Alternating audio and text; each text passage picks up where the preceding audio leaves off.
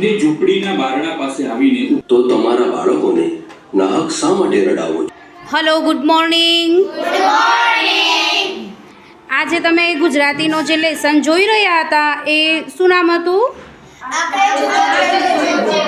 આખરે ચૂલો ચેત્યો. ઓકે, મને કહેશો એના વિશે તમે શું જોયું વિડીયોમાં? આ પાઠમાં શું કહેવા માગે છે? અહીંયાથી આપણે શરૂઆત કરીશું. ચલો, તમે કંઈક કહેશો આ પાઠ વિશે? બોલો. ખલીફા સાહેબ એમ કહે છે કે પોતાના કપડા પર ઠીકરા હોય તો ચાલશે, પણ ઈમાન પર ઠીકરા ના હોવા જોઈએ. Very good. તમે કંઈક કહેશો, એક વાત મૂકો તમને જે ગમી એ. ખલીફા સાહેબ ચૂલાને ખુદ સળગાવવાના. Very good. ચલો, તમે કંઈક કહેશો? ખલીફા સાહેબ ગરીબોની મદદ કરે. ગરીબોની મદદ કરતા હતા. Very good. તમે? ખલીફા સાહેબ એમને શું કર્યું હતું ખલીફાએ રાતે? દેખવા જતા હતા ગરીબોને દેખવા જતા હતા, એટલે કે એમના ખબર અંતર છુપી રીતે કાઢવા જતા હતા. તમે કહેશો કંઈક વધારે એમાં? કઈ રીતે એમને મદદ કરી? એક ગરીબ ઓરતને સામાન આપતો હતો. સામાન કેવો સામાન આપ? હા, ઘી, તેલ, લોટ, એટલે કે રસોડાનો.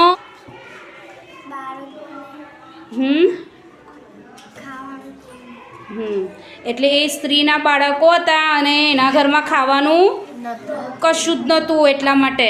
ચલો, આપણે છોકરીઓ એમ કીધું કે ખલીફા સાહેબ ખાવાનું જાતે ઊંચું કરીને પહોંચાડે, તો ખલીફા સાહેબને કઈ રીતે ખબર પડી કે આ સ્ત્રીના ઘરમાં ખાવાનું અનાજ નથી?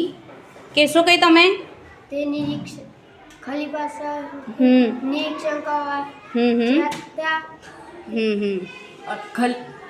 સ્ત્રી લૂંટ બોતતી હતી અને ચૂલો સળગાવવા માટે ઘણી કોશિશ કરી પણ ના હળગી. પછી ખલીફા સાહેબને ચૂલો સળગાવતા એના ઓછો લાલ થઈ ગઈ. પછી સળગાવી દીધી. શું કીધું કે સ્ત્રીના ઘરમાં અનાજનો દાણોય નહીં, અને જે ચૂલો જે સળગાવ્યો તો એમાં ફક્ત હાંડલીમાં પાણી જ હતું, બરાબર? અને પછી આ છોકરાઓએ એવું કીધું પાછળથી કે સ્ત્રી લોટ બાંધે છે અને એની આંખોમાંથી આંસુ આવે છે. તો કેમ એવું કીધું? એના ઘરમાં તો અનાજનો દાણોય નહોતો. ખલીફા સાહેબ અનાજ લાવ્યા હતા, અંદર લાઈને પેલી સ્ત્રી જો લોટ મોતતી હતી અને ખાતે ચૂલો સળગાવતી હતી. ચૂલો સળગતો નતો, તે ખલીફા સાહેબે એમ કીધું કે હું ચૂલો સળગાવું. સળગાવતે એમની વચ્ચે લાલ થઈ ગઈ. હા, વેરી ગુડ. આખરે ચૂલો ચેત્યો. કોને ચેતાવ્યો? ખલીફા સાહેબે ચેતાવ્યો. કોના ઘરમાં? ગરીબ સ્ત્રીના ઘરમાં ચૂલો ચેતાવ્યો. અને ગરીબ સ્ત્રીના ઘરમાં શું આવ્યું? અનાજ, બરોબર? એટલે બાળકો કેવા હતા? પહેલા રડતા હતા અને હવે ખુશ થઈ ગયા કે હવે અમને ખાવાનું મળશે. તો મિત્રો, આ પાઠ તમને ગમ્યો?